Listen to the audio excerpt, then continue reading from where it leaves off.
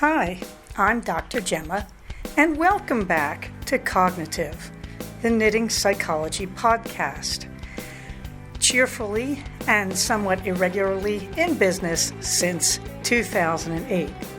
Segments today may include what's on my hooks, needles, and spindles, a strategy, something I really like, put a lid on it, oh shoot, and blather. So sit back, put your feet up, pick up your knitting, crocheting, spinning, weaving, or dyeing, or any other yarny thing you're doing, and get ready to enjoy. Well, hello there, it's Gemma, and this is episode 269 of the new series of the Cognitive Podcast. And if you look at the top of the show notes, you will see the next puzzle I completed, which for some obscure reason is a cat in a pizzeria eating its own pizza with a menu that's apparently cat-sized. What I really just said is please do not interpret this image too factually, and I cannot explain it, but it was a lot of fun. That's a 300-piece puzzle, and I really enjoyed it. Having said this, your comments are very welcome.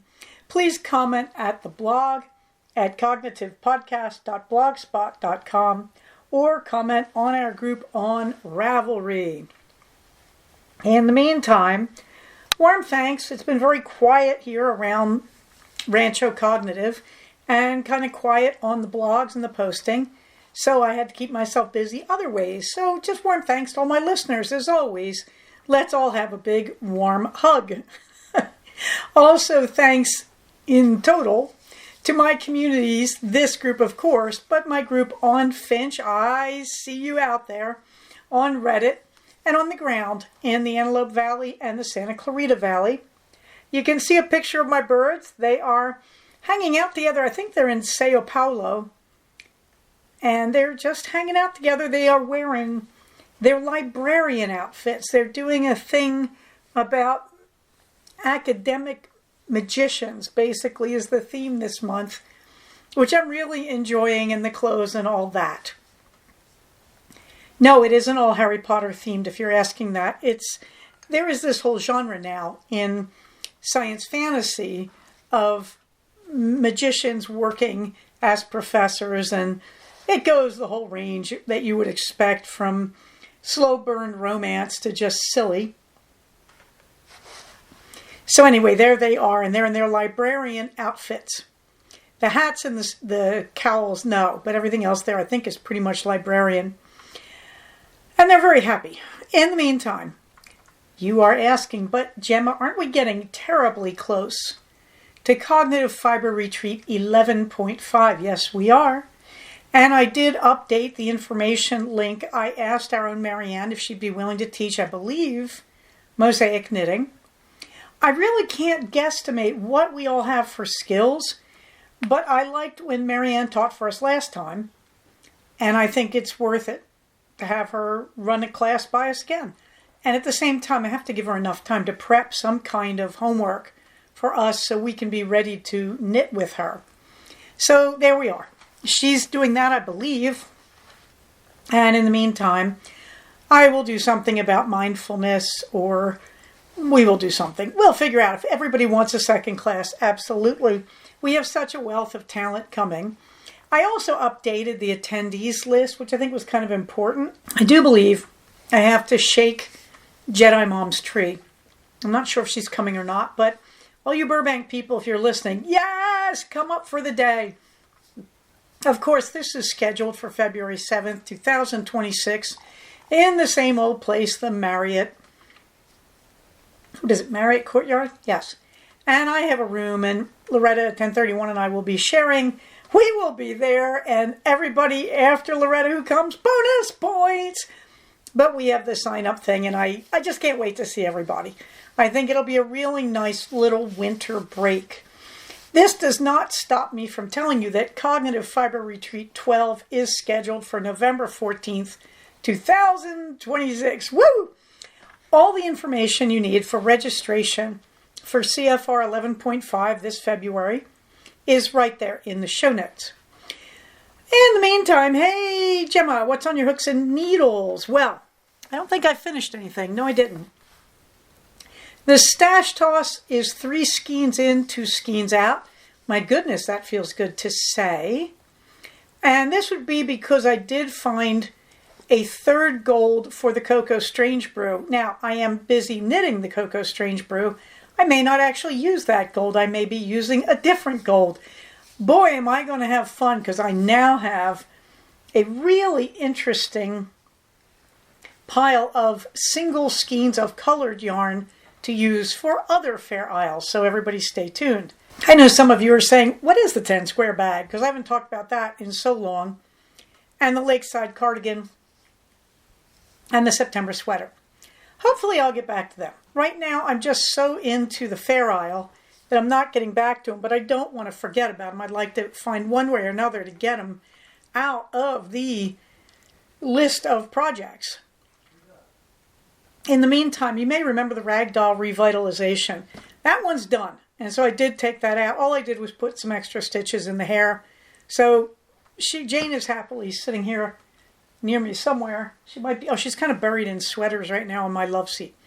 Otherwise, I am really cranking on the Cocoa Strange Brew and on the Coral Strange Brew and on the Dizzy Laser Sock Pair 1. And also on the Vestuary 2026, which is really unfair. I started early. All right, so let's do those a little bit at a time here. The Cocoa Strange Brew, I am now using the Strange Brew pattern, as I think I said, and the yoke in Fair Isle comes in 3 separate sections. Now you can do the whole thing in Fair Isle, and that may yet happen. But right now I was just learning how to do my own pattern just by doing the yoke. So there's 3 major sections separated by decreases if you're going bottom up as I am. If you're going bottom up a few notes, please go long. If you're worried about the length of the body or the arms, add an inch. Go long.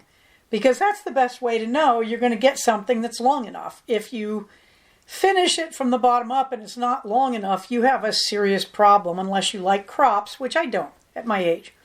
So just a thing to remember. Meanwhile, as you can see, I have the pattern for what will be the lowest section, which is from the Autumn 3 collection of Doodle Knits, and it is simply leaves. And you can see it. You can see the pattern there. And I wanted to point that out because I have discovered how to keep track on these things. As you can see, this one is 17 rows high and 24 stitches wide per repeat. Hey Gemma, doesn't that get a little confusing as you're working your way up the middle rows of that? Yes. So you can see my solution. I have discovered the best thing for me to do. I take a phone picture of the card that I'm using. You could also do this on just a copy of the pattern if you have it digitally. And every time I finish a row, I stop. I have a row counter on the actual project. So when I finish a row, I stop. I put needle blockers on it so nothing comes off. Then I advance the row counter. Then I go to the photo and I go into editing and I go to the part where you can draw on stuff. And as you can see, I draw a line across the row that I have finished. This helps me to stay focused on the row I need. Very easy, very quick, and then I just delete the picture. The other thing I'm going to tell you when you're doing this project, the Doodle Knits patterns from Pacific Knit work extremely good because they are in repeat counts of 24, 12, or 6, I think. And the Fair Isle patterning on the Strange Brew is set up for that very situation. So yes, the Doodle Knits stuff works really well with the Strange Brew, so that's very happy. Next, you may notice it is a 24 stitch repeat. Get out those stitch markers, kids, and you put a stitch marker every 24 stitches. This will save you from ripping your own lungs out down your throat with your own right hand when you screw up a row. This makes it so much easier because if you screw up, you get to the stitch marker and you say, oh no, I'm not in the right place. and the most you're going to have to tink back is going to be 24, 23 stitches, something like that. It will save you a world of pain, and it gives you a way to orient yourself in every single row of these, in this case, 17 rows. I want to say too, I added a row at the bottom. She tells you to do this in the Strange Brew, whoever wrote the pattern. They tell you to do this. They say, make sure you have some main color rows right where you start your first section. Now we're working from the bottom up, because you want to make sure that your color work just doesn't get sucked under your armpit in the join. Not a problem, but I actually added 3 rows because rows are not that big in knitting. Let's be fair here. I added, I believe it was I added 2 solid color rows, and then I added a row in a different contrast color, very, very, very pale orange, where I believe I did 2 stitches in the brown and then 1 stitch in the orange. And I just did that to make a little boundary, because originally I was going to do the Fair Isle with the gold as the background color. So I was going to switch from the brown to the gold and just have this giant golden yoke with falling leaves. And I did all the color tests, you may remember, and I realized I could not make that look the way I wanted it to look. And of course I did the next best thing. I said the background will continue to be the cocoa, the brown yarn from Malabrigo Rios. And then I will just do falling leaves in the gold, which is what I'm doing now. When I get to the second section, I will do it in the middle orange I have. Oh, is that pretty? I believe I got it when we were down at the Fiber Festival. And then I will do the tiny third section in my palest orange. I will divide the sections with small geometrics. I mean, really 1 or 2 row patterns, like the one I already described where I did the 2-1 with brown and the pale orange. I really want to make this about falling leaves, but I do think I want dividers between the sections, just little, very light, not very full geometric dividers. So a row or 2 in alternating cocoa and some other color. The top section, the closest to the neck, I'm debating whether that's going to be leaves or whether I'm simply going to do a kind of interesting geometric up there. I have plenty of time to get there, let me tell you. So right now, if you look at that picture of the pattern card, you will see I had, 5 rows done? I believe now I have 11 rows done. These things, each row takes me about half an hour because I'm going very, very carefully, and I am really making sure everything works, and I'm enjoying it. And hopefully this will get faster and faster as I get closer to the top. This first section is always a bit of a struggle when I do these bottom-up sweaters. So there it is, and you can see I took a picture when I had just done the join, and so I'm holding it up with the arms joined onto the body. Then you can see a picture of me, and I'm probably, let me see, about 7 rows in there into the color work. And you can see a picture of me holding it up in front of myself. And you can only see the top part of it because I wanted you to see how the color work was forming up. The answer, in short, beautifully. The Coral Strange Brew. I am still sort of stuck on that one. I'm working on sleeve number 2. I'm past the increases, and now I'm on the easy part that is just repetitive knitting on the arm. I did discover that I made arm number 1 inch too short. That is not a big problem. When I get sleeve number 2 up to the 19 inches I'm using, I will go back to sleeve number 1 and increase that by 1 inch. It isn't really hard to do this. Having said that, what else am I doing? Well, I needed brainless knitting, and that's what made me start the Vestuary 2026. I thought, well, I'll just get the ribbing done. Talk about famous last words.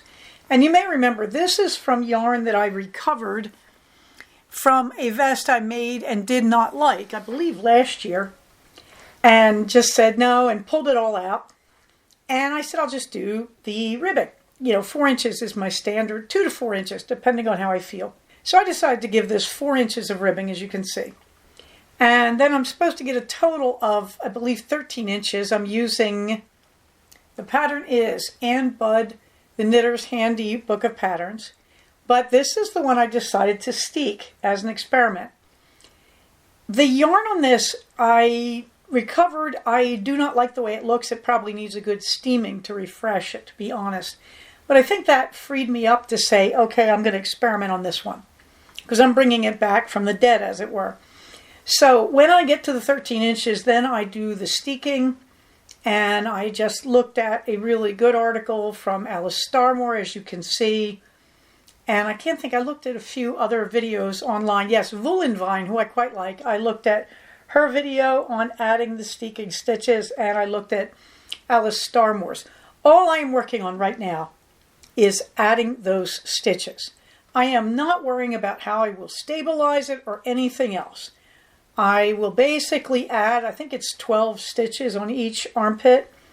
And at the edges, you put in a purl stitch so that you can find the edging, so that you're marking where the edging is going to be. So this is no problem, and I am not working or thinking even past that point. As in, hey Gemma, will you sew it or crochet it? How will you tack them down? We'll worry about that when we get there. Because this is a lot of knitting. When you fill in those armholes with steek stitches, this is great. I mean, I don't have to do a whole lot. I just have to add some stitches with backward loop, and then on the next row pick them up, and you get up to the top of the armhole. But basically all you're doing is knitting in the round. And I bought extra yarn to make sure I had enough after I lost a little bit of the yarn in the recovery process. So this is coming along nicely, and it's very, very interesting. Hopefully in February I will be now knitting those sleeve sections and the top of the body. This will not be a V-neck. It will be a rounded neck, and will probably be a hemmed neckline. And we'll talk about that when I get there. And then there's the Dizzy Laser Socks. You may remember me describing that I'm using a beautiful skein of Dizzy Blonde and a beautiful skein of Laser Sheep. And I decided to go for 3 pairs here. Pair number 1 is what you see in the show notes. I'm using brown for the accents, the toe and the cuff. And I'm using the gold Laser Sheep for the body of the sock, the leg and the foot. I will reverse that when I get to the second pair. If there's enough for a third pair, I will do stripes on the legs and then use old yarn to do the feet that will be hidden in my shoes. So I'm really interested to see how this project works out. So you can see I've got a bunch of projects that I'm finding really engaging. But the biggest thing here is me trying to get popcorn knitting, because I'm doing an awful lot of popcorn knitting between patients during the day. And it's really helping me a lot. I was getting very, very overwhelmed and tense. And I'm enjoying it. I'm enjoying just doing the popcorn knitting. But of course, each one of these projects eventually comes to a place where I have to do something a little more advanced than that. And that's been kind of the fun, and that's what stops me from going back to things like the September sweater, the Lakeside cardigan, and the 10 square bag. But sooner or later, we will all get there. No quilting this week, no spinning. You can see a picture of the 2 wheels I'm thinking of bringing. The beautiful Ashford Traditional, and then the Antique Flax wheel. And then there is my loom. I have not yet looked up where I have all the pieces to the loom. I know exactly where they are. They're probably sitting about 3 feet behind me in a closet. Probably nothing. I could turn around and see the drawer that I can see them in. But I haven't heard anything about people wanting the loom, so I may stick with just bringing the wheels. We'll have to see. We'll have to see what I can fit in the car, frankly. Strategy. Rewards, rewards, rewards. I cannot think why. Maybe it's because it's the winter. In my sessions with my patients, it's like everybody just suddenly said, life is miserable. I hate everybody and everything. I'm just going to yell at my therapist, and I'm going to deny that there's any good in the world, and there are no rewards that I am worthy of. As you can probably guess, I am not going to consider this a winning strategy. In other words, I just want to return to basics here. The most fundamental part of helping yourself, believe it or not, is to reward yourself. And, I just heard many of you groan, our nice Puritan ancestry. No matter what our skin color, we all have this idiotic American Puritan ethic. You gotta suffer, it's no good. I mean, that's the short version. But the idea is all mammals work for rewards, all of us. And the reward can be a lot of strange things, let me tell you. But you have to motivate yourself with rewards. That's what we work for. Now, this can get pretty esoteric. Anxious people, for example, are rewarding themselves with dopamine in their brains. I've talked about this. You get dopamine just for having a problem, which would be great. I'd say go ahead and create a lot of problems for yourself, except, number one, problems unsolved have consequences in the real world. Number two, in your body, you're poisoning yourself with corticosteroids if you have unresolved problems. So that is not a good strategy. All right, but positive strategy is reward yourself. Reward yourself a whole lot. And the rewards have to be everything from extremely tiny to as large as you want. And they have to be handed out proportionately. So for example, I live in Southern California. One reward, go to Universal City Walk, go to Universal Studios, go to Disneyland. Okay, those are really big. Go to Magic Mountain. I'm trying to think of all the theme parks. We're swimming in them here. Those are big rewards. They cost several $100s per day. And they take a whole day. So go to those things. How often do I actually get those rewards? Well, I haven't been to Disneyland in a few years. But I went to a major conference a few weeks ago, and I was in Anaheim. And I gave myself some nice Anaheim-type rewards. I let myself go to my favorite restaurant there. I let myself walk around downtown Disney, that sort of thing. But what do I do day to day? What is my smallest reward? You'll never believe it. It is getting up between patients, running down the hall and using the restroom. You can laugh. In a sit-down job like mine, if you don't do that, you're going to get infections in painful places. So yeah, I find it rewarding to think, okay, I'm going to run down the hall and use the loo, as my British friends would say.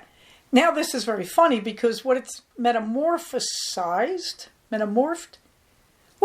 into, there we go, is Minerva has a timer in her head on my sessions. So my sessions are 50 minutes long. Minerva at the 50-minute mark jumps in my lap. And that is her way of saying, let's go to the restroom. Remember, her food and water are near my restroom, as is her litter box. Minerva likes to run down the hall with me. So this is a form of recreation for my cat, believe it or not. So we run down the hall to the restroom. I use the restroom. She jumps on the counter, drinks her water, eats her food, may jump in the litter box, and then we run back. This is a reward for me. I have been known to rub my own feet as a reward. I may do a yoga stretch as a reward. I may have a cup of coffee, tea, pseudo hot cocoa, my keto version of it that I am perfecting these days, or just a can of bubbly, carbonated water, So rewards come in all shapes and sizes, but you must have them. Now, here's the other trick. Keep them where you can see them. As I sit here at my desk in my study, I can see a lot of yarn, a lot of fiber, several knitting projects. I can see my phone. I can see my remarkable tablet. I can see some almonds. I can see some keto beef sticks. These are all rewards for me, guys. And so I keep reminding myself as I look around my office while I am working of the rewards I'm going to get if I just keep seeing patients. So I want to take you back to reward yourself. And here in the darker time of the year, this is really key. By the way, my bigger rewards, the train rides on the weekends, the sushi at my various sushi places around Glendale and Santa Clarita and Los Feliz. There are a lot of rewards at all different scales in my life. So one reward is riding the train. A bigger reward is a sushi lunch on a Saturday or going to a museum in the city, something like that. You aren't going to get anywhere with depression or anxiety or any kind of self-management or any kind of relationship if you are not building in rewards. Relationship. When my family instituted family meetings many years ago now, we had them at a little salad bar. We all went to lunch there together. The rule was we could have anything we wanted. My kid managed to pig out on pudding about 3 times before he realized it made him sick. And he started to eat a more normal lunch. And we did allow that. We just said, this is your reward for being in a family meeting. Turns out he was really good in a family meeting, even coked up on chocolate pudding. Go figure, kid had a lot of insight. Still does.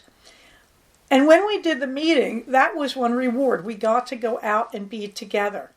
And we got to try new foods and desserts.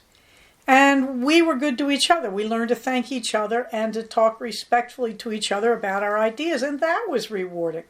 So yes, even in your relationships, there are rewards. There is a huge reward, by the way, in relationships that people don't do. And that is acknowledging, admitting that you really were helped by somebody's comment and nodding when they talk, nodding your head to say, I hear you, that's great. That's a reward for the other person. Thanking somebody, even if you don't need to. Oh, thanks for showing me that there's chocolate pudding over there. Well, all I had to do was look. I didn't need to thank my kid for bringing a dish of pudding over, but I did thank him because it was a feel-good moment. When I thanked him for that, we could all feel good together. Why would you not do more of that?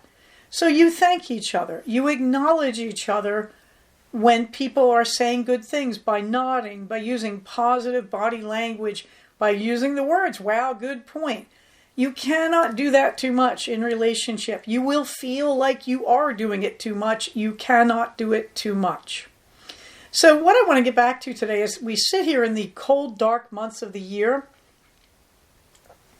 is I really want us to get back to the fundamental of all therapy. And it sounds very mechanistic and very cognitive behavioral, heavy emphasis on behavioral. That's because it is. All humans work for rewards. Hey, Gemma, you're recording a podcast. What's your reward? The friendships I have made through the podcast. CFR 11.5.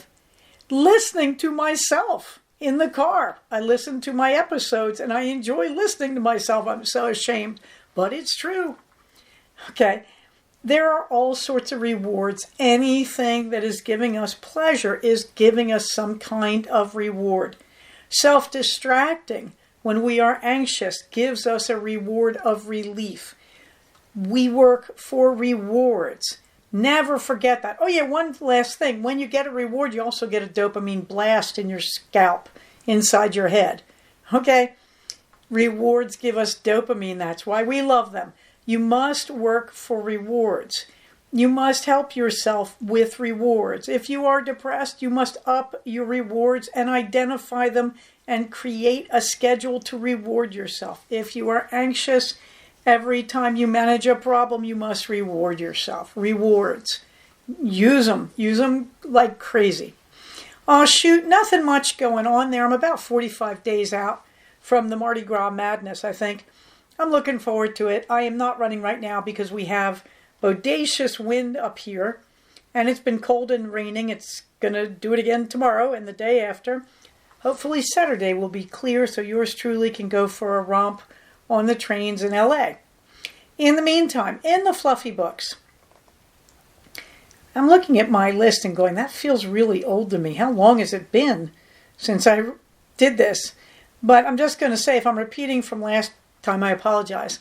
I finished The Restaurant of Lost Recipes, which I just loved. This feels old. Okay, I'm just going to say that. I finished On the Right Path. I'm not a big fan of this series by Maria Grace, The World Writes, W-R-I-G-H-T. I'm not a fan of it. I'm okay. I'll read them because, I like her and I'm just keeping up. And I think I'm going for the third, which is Turning the Right Way, but I'm not on it yet.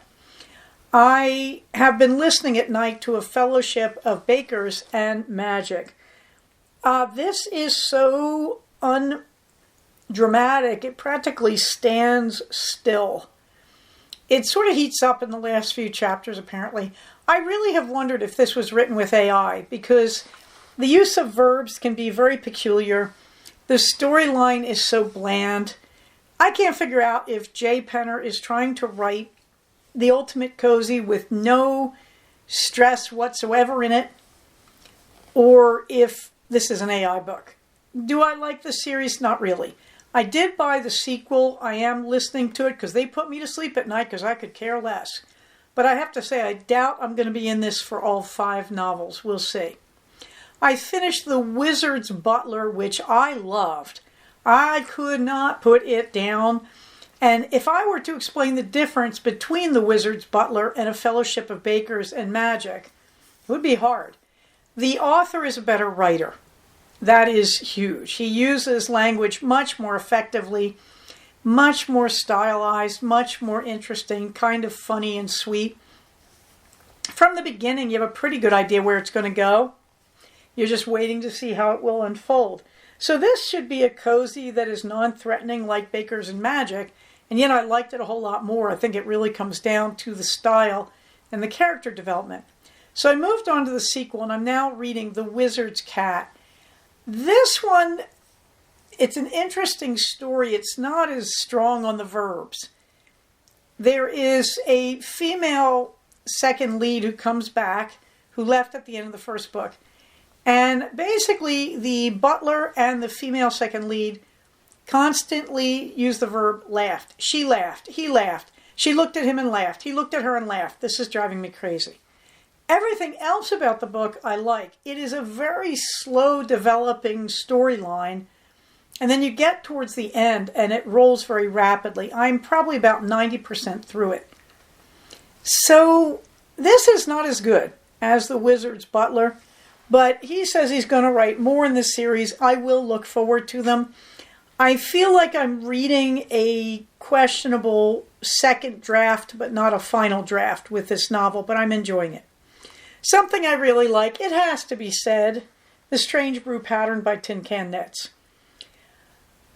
I have just had so much fun with this over the weeks that I thought I really have to give you a link in the show notes. So there it is under something I really like. The link to the Ravelry version of the Strange Brew Pattern. And with that, I would have to say all the Stitch dictionaries that have been coming out.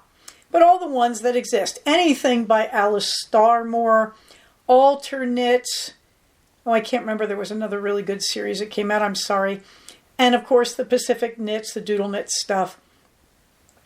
There have been a lot of really fun and interesting, pattern books and dictionaries of Fair Isle motifs coming out. And all of these feed into the Strange Brew. I have to warn you, if you look at Alice Starmore, she gives you overall body patterns, huge patterns that cover the whole body of a sweater. You might need a sedative before you look at them. Well, before you look at them, you might need a Xanax, an anxiolytic.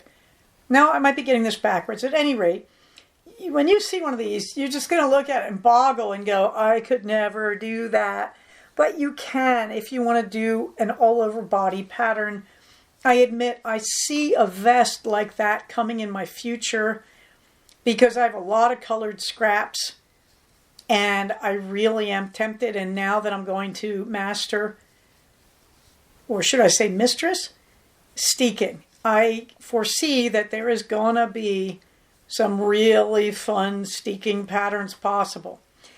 Also, when you steek, I notice that Starmore, who uses repeats of 10 to 12 stitches, she uses 12 stitches for steeking. Strange Brew uses patterns that depend on the 12 or 24 stitch repeat. Do the math, kids. That means you can steek, and when you add the extra steek stitches, you're just going to do the pattern right through those stitches. You're not going to break the pattern there. And you're just going to weave all that in. I will let you know if that's how it really works, but that is my guess. Because it seems just a little too fortuitous to me that the steeks are 12 stitches, or they may be 24 and you cut up the middle, something like that. You can hear me thinking this through. At any rate, something I really like, all this Fair Isle stuff that is blossoming lately. When we went down to the Fiber Festival, the SoCal Fiber Fest, it was amazing because people were selling mini skeins to go with the various patterns from Doodle Knits. And that's a whole other thing, is you can take apart your skeins that you're not using and render them into mini skeins and then use a few minis on each pattern. You can do this endlessly. It's a great use of scrap yarn. If you can learn to do Fair Isle and then commit to steeking, you're going to have so much fun doing vests and sweaters, just got to say. Having said that, project back episodes on Proton.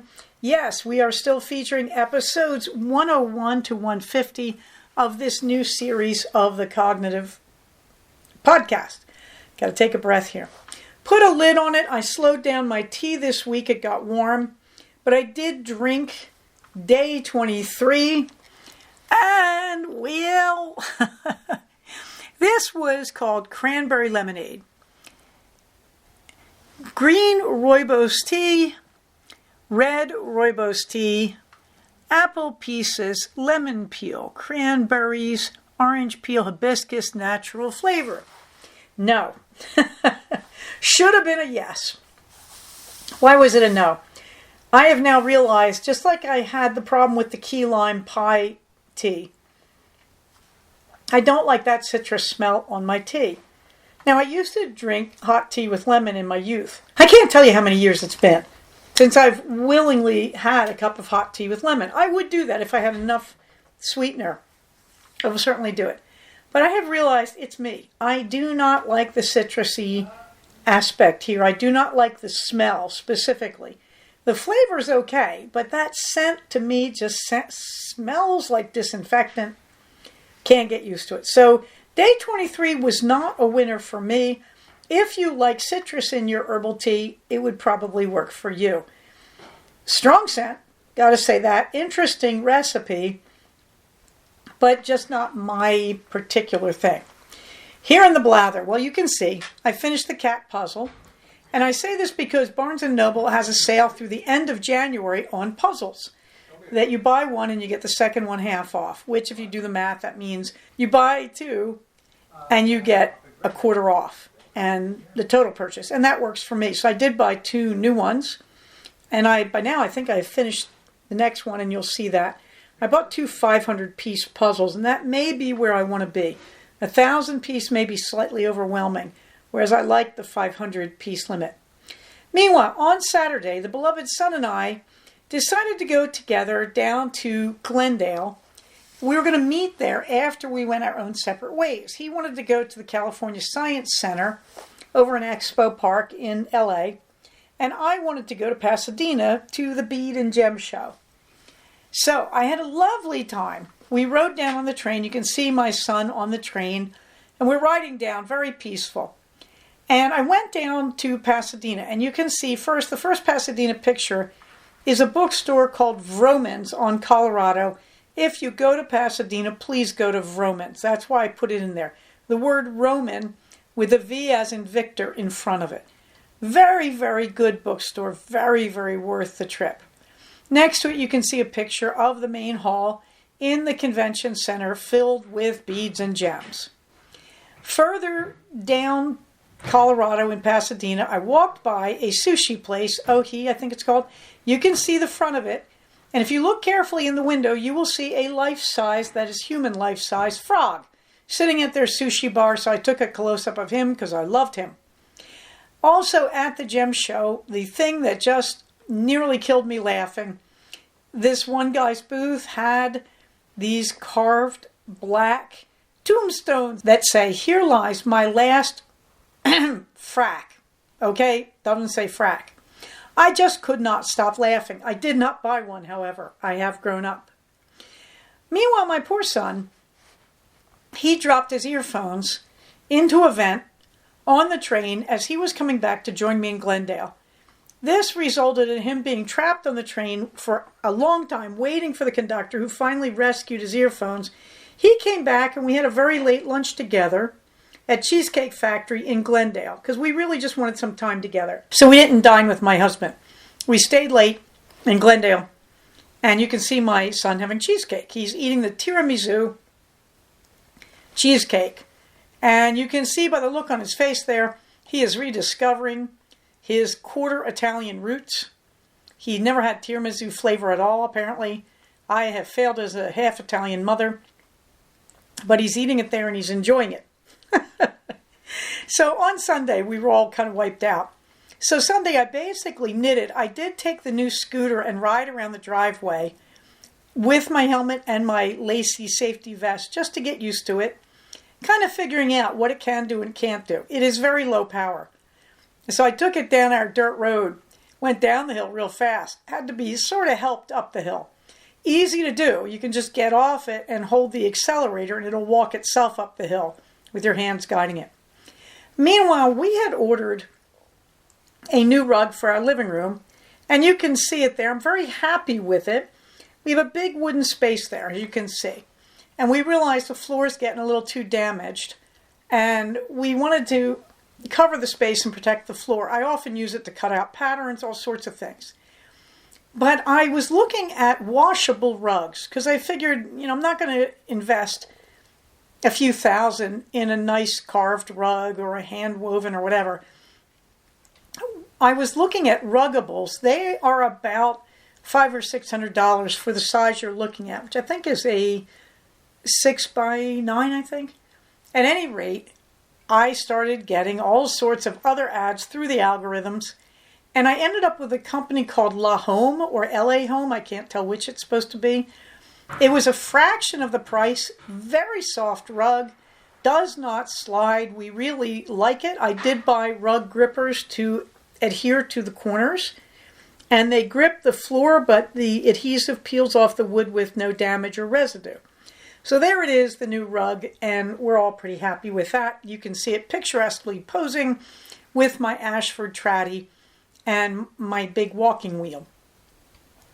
Meanwhile, you can find all the links that you know about to the LGBTQIA plus lifelines, and you can find the information on keeping an eye out for ICE, including the USC law students who are trying to help people in immigration court not get hassled by ICE. You can see the community resources that I desperately need to update, but it ain't happening right now, and the things I like to buy and use as resources for my knitting and crocheting. You can see my calendar, including the next thing upcoming, CFR 11.5. Really looking forward to it. Minerva is going to get the last word here. Minerva would like you to know that she is still in charge. So she is sitting there on my footstool, yes, my footstool, in my knitting nook, and she is rather glowering because I am sitting with knitting in my lap, and that, in fact, that knitting happens to be the Vestuary 2026, which you can see is getting close to where I need to add the steeking stitches. And she is sitting there kind of glowering at me to remind me that I don't get the footstool unless she gives it to me.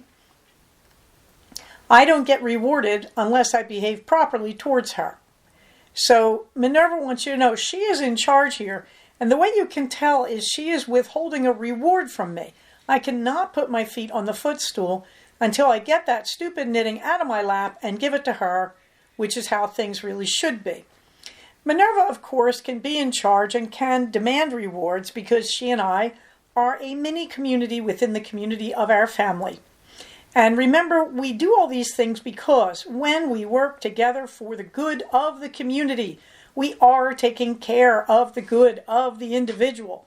Having said that, everybody stay safe, take care of each other. I will see some of you real soon at CFR 11.5, but otherwise I will talk to you soon. Bye-bye. So we have come to the end of another episode of Cognitive. Please do not use this podcast to diagnose yourself. If you think you are having a mental health problem, please contact a licensed mental health professional. Show notes for these episodes can be found at cognitivepodcast, all one word, .blogspot.com. Episodes can be found at iTunes under the name Cognitive Podcast, but also can be found posted next to the show notes on the Blogspot page. Thank you so much for listening. Everybody stay safe, take care of each other, and I'll talk to you soon. Bye-bye.